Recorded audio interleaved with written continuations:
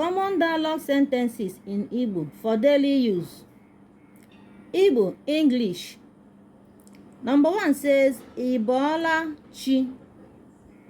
Ibola chi. Or Isala chi. Isala chi. Two of them are the same thing. They all means good morning in English. Ụtụtụ ọma. Ụtụtụ ọma. Good morning. You can see that three of them, they are just the same meaning in English. Good morning. Kedu ka ị mere? Kedu ka ị mere? Kedu means how. Ka means how. I means you in English. Why mere means doing. Kedu ka ị mere? How are you doing?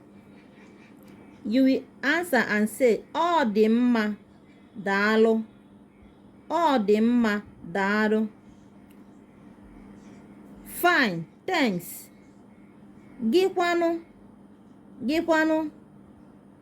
And you? That is, ọ dị mma, daalụ. Gịkwanụ, gịkwanụ. Fine, thanks. And you?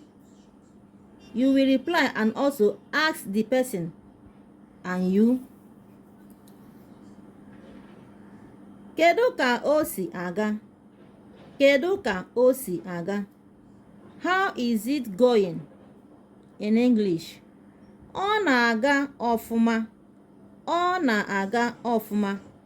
It's going well. Aha m bụ Ngọzika. Aha m bụ Ngọzika. My name is Ngọzika. Abụ m omenka. Abụ m omenka. I am an artist. Anọ m na ogo klaasị nke atọ na praịmarị. Anọ m na ogo klaasị nke atọ na praịmarị.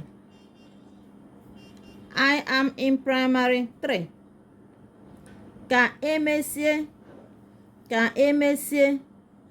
Or ka o mesie. Ka o mesie. Two of them are just the same thing. They means goodbye in English.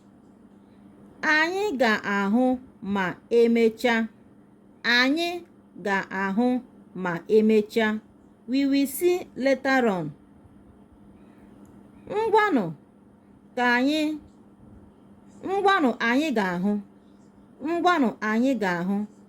Okay, we will see. Please share this video. Follow us. Like our page. Bye.